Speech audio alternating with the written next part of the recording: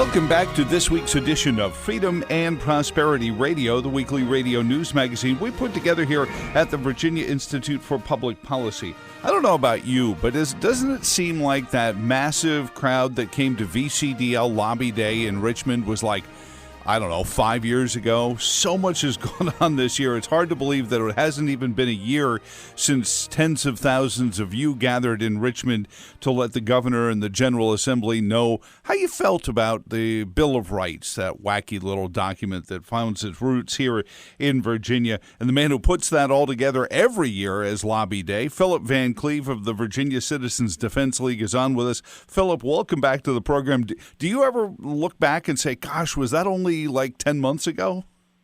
Absolutely. 2 months after it happened, it seemed like it was 10 months. No. It was years ago. It was amazing. So what is coming next? And we've got a short session, but, sometimes these can be the most volatile ones of the General Assembly, because especially when they are staring at perhaps the last bite at, a three-way leadership of the left. What do you expect for them to, and what have they already filed regarding gun ownership, gun usage, protections for?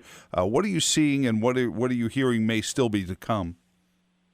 Well, based upon what was said recently in a interview by one of the gun control people, one of the gun haters, she was saying that they're going to push again to go after semi-automatic rifles that have certain features on them, and also magazines that hold more than 10 rounds. And she said open and concealed carry. So there's something there they're looking at doing. And that's not to mention a host of other things that didn't make it last year that they may try another bite at the apple on, such as reducing reciprocity so that your permit won't be good. The Attorney General, who wants to be our governor, Herring, he's the one that about 5 years ago or something like that, or 6, he tried to take away 25 states' reciprocity. I remember. From Virginia, yeah, and that caused a big uproar. Gun owners stood up, and it went the other way. We ended up honoring all states, which in turn expanded the number of states rather than reduce the number of states. But they're trying to put it back the way it was so that Herring can turn around and knock out 25 states. If you like carrying outside of Virginia, you definitely going to want to think twice about Herring. Well, and certainly, the most, well-trained, those, who have the training for concealed carry and they are cautious. These are not the people you should be afraid of. It's the ones who have, are there to do illegal actions with your gun. And this is what's always been befuddling to me, Philip, and we've talked about this in the past, is they're going after the law-abiding citizens and turning them into criminals and ignoring the criminals with their silly defund the police rhetoric. Yeah, and I think this is part of a bigger agenda. I've said this before, you can't become a socialist, communist country if everybody's armed. You can't do it. You got to disarm the population. And so you do that with a variety of ways. You make it so that everybody's ashamed to carry a gun. Oh, you must be a criminal. You have a gun. And then they want to, basically by empowering criminals and underpowering the good people, the plan there is that as crime starts soaring and things get really dangerous out there, people will come crawling, oh, government, please save me, please save me. Oh, well, we got to do socialism then if we're going to save you because we need to have total control over things. I mean, it's nothing new. They're not inventing anything that hasn't been done in other countries over and over. But the Second Amendment's proving to be a tough one for them because it really, our founding fathers, again, they were so smart in so many ways, and one of them was to put the Second Amendment in there. That's one reason that we've gotten this far from 1776 without having to have a revolution in the meantime. And also, the artful way in which it's written to where all of these attempts to undo it have survived scrutiny because of the careful way it was worded, even through Heller, where the Supreme Court says, no, it means to regulate the militia, the right of the people to keep and bear arms shall not be infringed, Philip. But what are your concerns, and what about the members of VCDL telling you concerning the premise, and I've discussed this with several social scientists, that now that the government has proven that through health crisis, many things can be done extra constitutionally, that the next thing that could be a health crisis is the out of control shootings that seem to have stopped during COVID-19, but could spike up again next time there's one. Couldn't it be a health crisis? And now we either have to ban the guns or tell all the business owners you're not allowed to serve anyone who's got a firearm?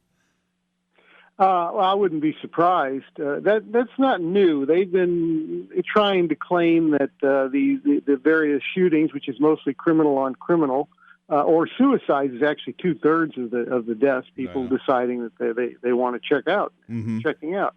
But they've been saying, oh yeah, that's a medical crisis or health crisis, and it's not a bacteria. In fact, if you're going to go into those kind of terms, crime is the virus, and carrying firearms for self-defense is the inoculation. Right, it's the vaccine. We don't need Pfizer. Well, yeah, if you want to be inoculated, you need to carry a gun. So, but they're going to go any angle they can find to try and pry those guns out of our hands. I guarantee it. They've been doing it for years, and it's going to intensify, I think. What they're going to do in the General Assembly, are they going to look? It could go one of two ways.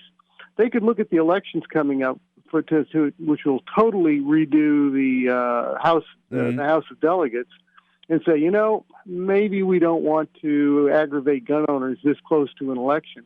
Or, as you suggested, they could go, whoa, we may lose power, so let's go for the gusto. Let's stack in everything we want on our wish list, which would more or less guarantee they wouldn't go beyond next election. So it's hard to say. Their logic doesn't always follow with these guys.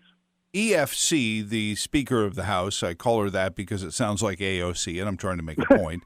EFC has said this is going to be another digital session, another distanced session of the House of Delegates. Does that continue to hamper VCDL's ability to make its point to these people? Of course, it's going to hamper a lot of things, and I think that's part of the plan here. They could do this, but nope. They're going to type their last year before elections. They're going to isolate themselves. Oh, we didn't know that so many people were against that. We didn't hear from that many people. I can hear it now. So yeah, it is, and our lobby day is going to be very different. We're not going to have a rally at the bell tower like we did. The governor's done everything he could to make that impossible.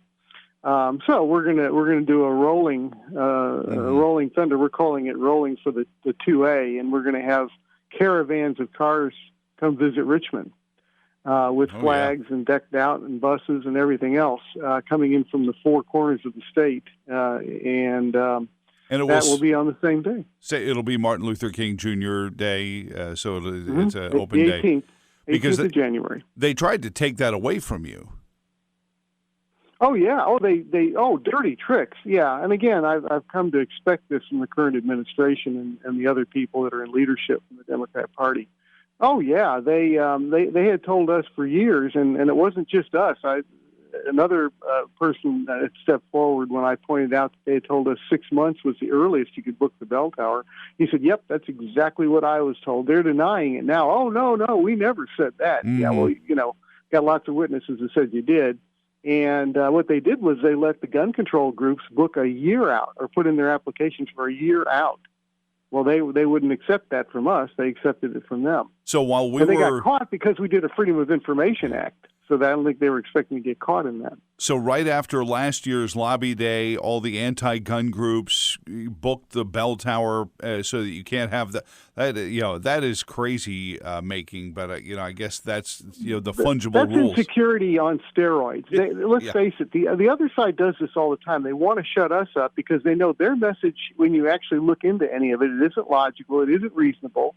It doesn't fit the narrative they try to give that, if everybody's disarmed, the crime will disappear. We know that's baloney. It's going to go up like it has in places like Venezuela and everywhere else where they try to disarm everybody. So they don't have that. So all they can do is, they know they won't be able to beat us in a debate on this, and they usually don't debate anymore. They're afraid to do that. So the only other thing they can do is try to shut us up so that we're not there countering their narrative. And so they will do that in whatever dirty tricks. It's all okay with them. It's all the ends justifies the means, no matter what they have to do. We're not like that, and unfortunately, that makes for an uneven playing field. They pull stuff that we wouldn't pull on them because you've got better character. Philip Van Cleave is on with us from the Virginia Citizens Defense League. You were talking about the tactics they use, and that our argument is better, the point is better, the Second Amendment is clearer. And I look at what I thought was a record-setting year in gun sales in 2019. And now I'm looking at records being blown away from that in 2020. There are people who were hardcore anti-gun people who have bought, rifles, AR-15s, handguns, and are arming themselves up and training up as well. I don't know if you've seen it in in the membership of VCDL or not, but I've seen it at the gun stores. Our membership quadrupled over the last 10 months or so. So, we've certainly seen people coming in like that. And again, the General Assembly is running tone deaf if they think that all these new people are going to be excited about having their guns taken away that they just bought. That were on the other side of the fence and suddenly came to really think it through for the first time in their lives that the police can't always be there. Especially if they're defunded. They're paying back Bloomberg, so they may be totally tone deaf. Well, when you look at it, is it the pandemic, or is it the defund the police, or is it a perfect storm of all those things going on at the same time, Philip? Perfect storm, Joe. Perfect storm. You've got defund the police. So some of the people that were fined, they said, the police should handle this matter. If I have a problem, I'm going to call the police. When they saw the police defunding come in, those people woke up and said, maybe I better get a gun because they may not be coming at this rate. They're going to be defunded. And then you got the people with the COVID that were locked down thinking, I don't know when this is going to end. What if food supplies get short? What if it's hard to find a variety of things? It could end up with rioting and looting and maybe people breaking into homes to steal food and stuff. So the people in that line started thinking, I better have a gun to protect my family because things could get really wild. We didn't know. We still don't know how all this is going to end. So we could have food shortages. We could have a lot of things could go wrong yet. And that will change it. When people can't find food anymore, you'll see a whole different change in society. So you had that going on then, and that in turn triggered a run on guns and ammunition, which in turn triggered even those that had some ammunition and maybe some guns deciding, maybe I might want to get another one. Plus this talk of gun control again, that pushes the lever again. Where people say, if they're going to start banning these, I'm going to start buying them, so I've got them, and hopefully they'll grandfather them. And by the way, we don't accept grandfathering. We don't say, we're going to give up our rights in the future as long as we can keep the guns we have now. Baloney, we're not doing that. We're not giving up the next generation's right to own guns. That's a non-starter. And it's great to see that they're joining VCDL because not only is it a network for people to stay in touch but also a way to find those places to be trained, to have the best knowledge about how to defend yourself, because just owning the gun is not self-defense. Knowing how to use it, knowing when to use it, those are all part and parcel of what the VCDL does. We should make that clear. So it's great to see that not only are we buying guns, but we're also joining VCDL. Yeah, and we're learning to handle them safely. Again, with all the guns, Joe, all the guns that have been bought over the last 2 years, like you said, it started in 2019 and really went crazy in 2020. crime rates are not soaring. Misuse of guns isn't happening out there. People aren't dropping like flies. Nothing like proportionate to the number of guns that have increased. If anything, crime has been going down. Mm-hmm. So, it's not the narrative the other side wants to talk about. So where do we go? And I know that we brushed past this a little earlier, but the governor has set up this scenario where he can tell the businesses what to do because they owe him their livelihood, because you have to get a permit from the state in order to run a restaurant or a bank or a real estate agency. So he can say to them, comply to what I'm telling you to do to your customers, or I'm going to take away your permit. We're seeing this with COVID-19. There are many people that are concerned that that's how they're going to shadow ban guns in Virginia, is just tell all the business owners, you can't let anyone in with a gun, or we're going to have the Virginia Department of Health take away your permit. Well, the police will be starving then. But anyhow, that would trigger a lawsuit and a lot of civil disobedience, I think. But that would definitely trigger a lawsuit. That's, again, where our right to keep and bear arms. He has no authority to do that. And he can, again, as you say, he's overstepped his boundaries. Oh, COVID, now we can throw the Constitution in the trash. Yeah. And we can do all kinds of stuff to the people that we couldn't do because we're saving the people. And really, we're hurting them towards a socialist drop off on the cliff, but that's the guys. And the answer to that is, at some point, basically people need to say, no, we're not doing it. We're not obeying. We're not obliged to obey an unconstitutional, unfair law. Yeah, I saw. And especially one that's unconstitutional on its face. Right. If he suddenly said, well, we're going to go back to slavery because of COVID-19, well, nobody's going to do that because that would be unconstitutional. It's the same thing with saying, you can't do this and that with guns when he has no authority to do that. And the Constitution doesn't give even the General Assembly as much authority as it's taken over the years.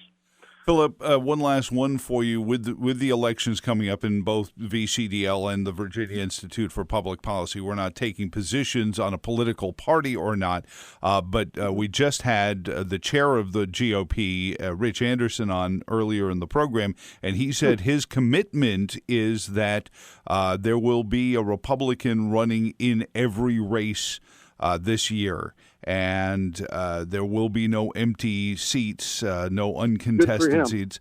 Do you think that this needs to be an issue that each one of these GOP members makes, even if they're in a, quote, blue district? Yeah, absolutely. You should never, ever have a candidate run unopposed.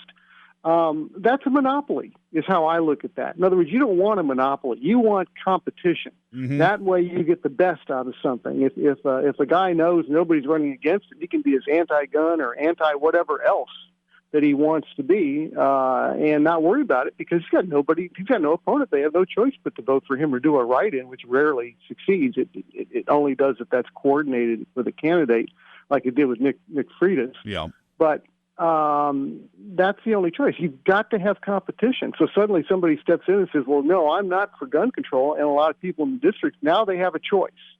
And that, believe me, it changes everything. I talked to somebody that did some professional lobbying for years, and he said there was a guy that had been in for years and years and everybody running against him. And the one time somebody stepped in to run against him, he said he was talking to this guy, and he was in tears.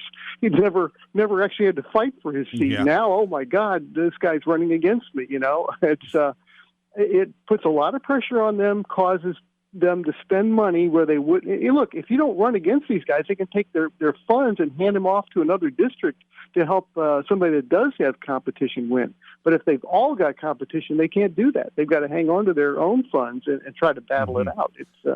It's a smart move. I hope that Rich pulls it off.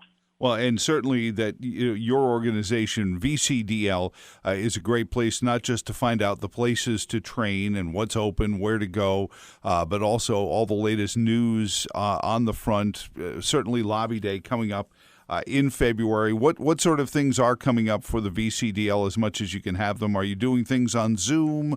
How are you handling meetings? Are you just getting together physical distancing? We're doing Zoom. So we have a monthly membership meeting, which is open to anybody that wants to come in.